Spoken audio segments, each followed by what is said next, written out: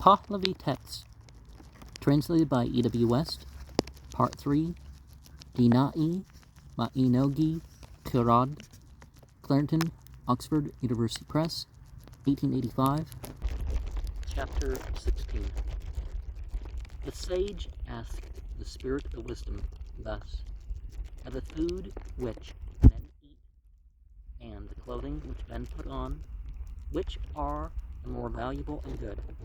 The spirit of wisdom answered thus: "Of the food which men eat, the milk of goats is produced good, because, as to men and quadrupeds, who are born from a mother, until the time when food is eaten by them, their growth and nourishment are then from milk, and on milk they can well live.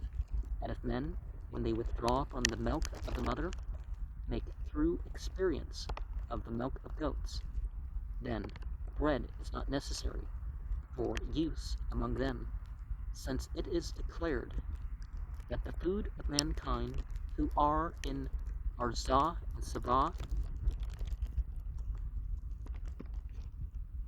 Fradadapsh and Viradapsh, Vorudbarst and Vorudbarst,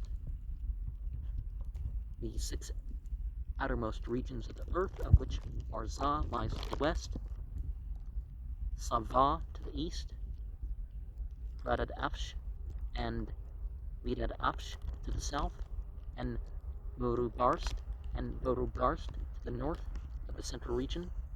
See Bundahis 5:8 and 11:3 is the milk of goats and cows. Other food they do not eat, and he who is a milk-consuming man is healthier and stronger, and even the procreation of children becomes more harmless. And for 70% of people, dairy is not one of the foods that people should have. So this applies to Arabs, Persians, and Hindus, and that one area of Africa with that 2-million-year-old culture. The foods they do not eat. Okay. Of grains, wheat is called great and good, because it is the chief of grains. It is the chief of large seeded grains. In Bundahis 24:19. The chief of grain. Oh, wheat. Well, I guess it might depend on the area, right? Certainly in Egypt and some other areas, there are types of wheat. Other food they do not eat. And how can you subsist on milk alone? It's still not the best of food for it to be your only food.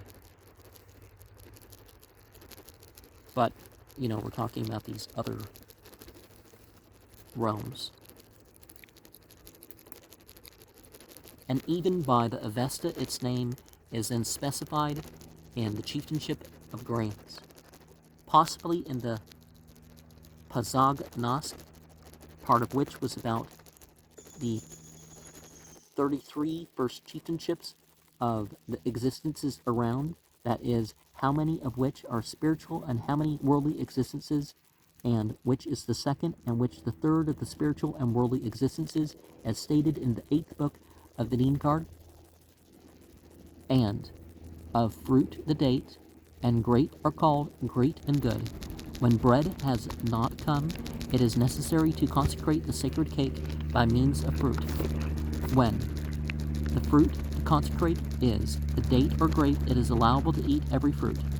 And when those have not come, it is necessary to eat the fruit which is consecrated. Fruit and wine are usually consecrated and eaten in the Efringan ceremony after the completion of the drone ceremony, but sometimes the Efringan is celebrated alone. Both ceremonies are performed in honor of some angel, or the guardian spirit of some deceased person. See Haug's Essays, page 407 to 409, and it's thought they at least would stem from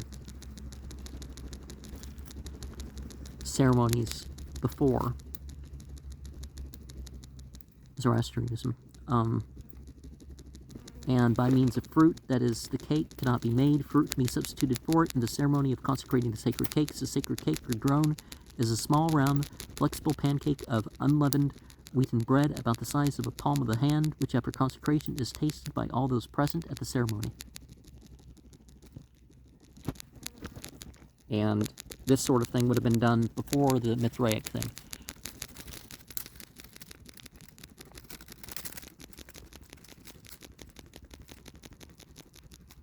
Regarding wine, it is evident that it is possible for good and bad temper to come to manifestation through wine.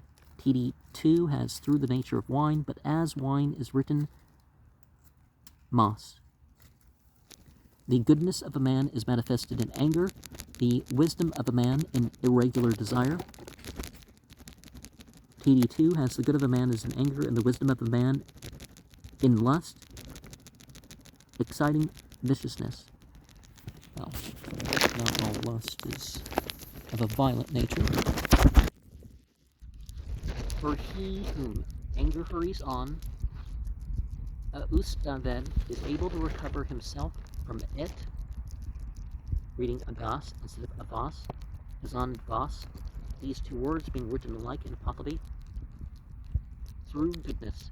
He whom lust hurries on is able to recover himself from it through wisdom, and he whom wine hurries on is able to recover himself from it through temper.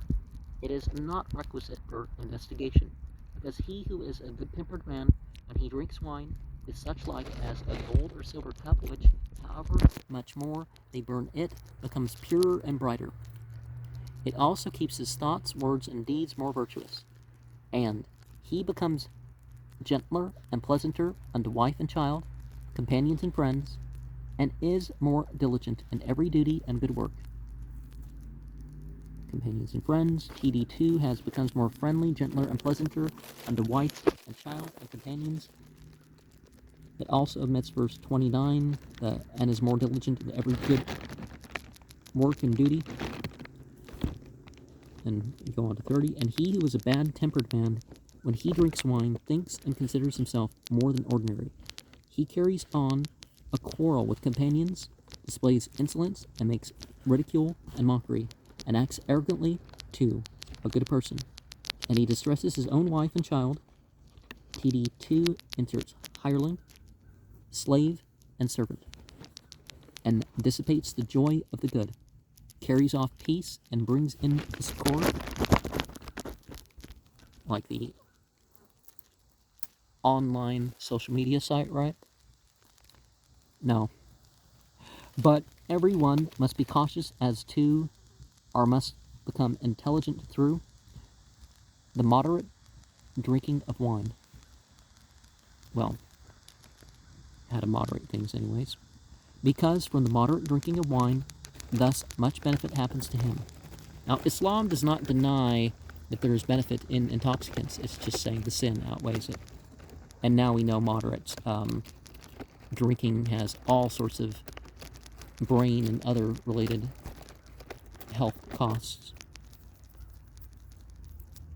Whatever moderate drinks, no matter how much, a little bit. Since it digests the food, kindles the vital fire, the animal heat called the Bohu Furyan fire in Bundahis 17:1, increases the understanding and intellect, semen and blood, removes vexation and inflames the complexion, it causes recollection of things forgotten, and goodness takes a place in the mind. It likewise increases the sight of the eye and hearing of the ear, and the speaking of the tongue, and work which it is necessary to do and expiate becomes more progressive. He also sleeps pleasantly in the sleeping place. Now your song has its sleeping time, and the word gas means either time or place, but usually the latter. TD2 has basan gas, probably for balisan gas, bed place, and rises light. So would we see implied that the sleep time is between dusk and dawn. By dusk, I mean the twilight disappears. You do a ritual, and maybe you do something when you get up in the middle of the night, but yeah, your sleeping time. And I mean, you can take a rest after sunrise, and the bit work that you might get done then, or when the sun is at its highest, or the heat is at its highest. Might be good times for naps, but and on account of these contingencies, good repute for the body, righteousness for the soul, and also the approbation of the good. Naryosong inserts the words greatly increase in the Sanskrit version, but they do not occur in TD2. Come upon him.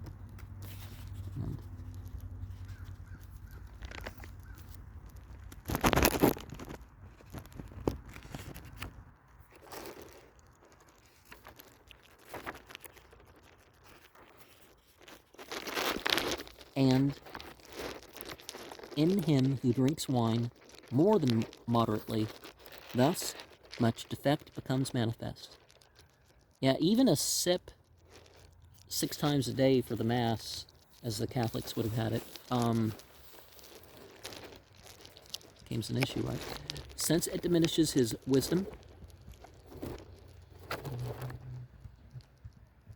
understanding, and intellect, semen and blood, it injures the liver and accumulates disease. These 4 words, it injures the liver, or what occur only in TD2.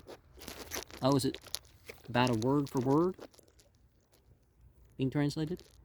It alters the complexion and diminishes the strength and vigor. The homage and glorification of the sacred beings has become forgotten. The sight of the eye, the hearing of the ear, and the speaking of the tongue become less.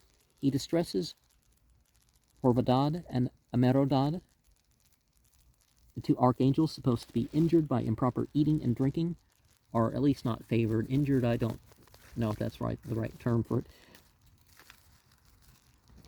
And entertains a desire of lethargy. Bushasp, a Vespin, Bushyasta, the friend of slothful sleep. And on account of these contingencies, himself, or it can be translated his own body, wife and child, friend and kindred, are distressed and unhappy.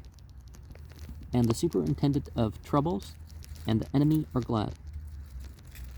Meaning probably the evil spirit, superintendent of troubles. The sacred beings are also not pleased with him. An infamy comes to his body, and even wickedness to his soul. Of the dress, clothing, which people possess and put on, the Sanskrit version omits the former verb TD2 has the latter. Silk is good for the body and cotton for the soul. For this reason, because silk arises from a noxious creature. Caterpillars are creatures of a harmon, because they eat and injure vegetation, which is under the special protection of the archangel Amerodad.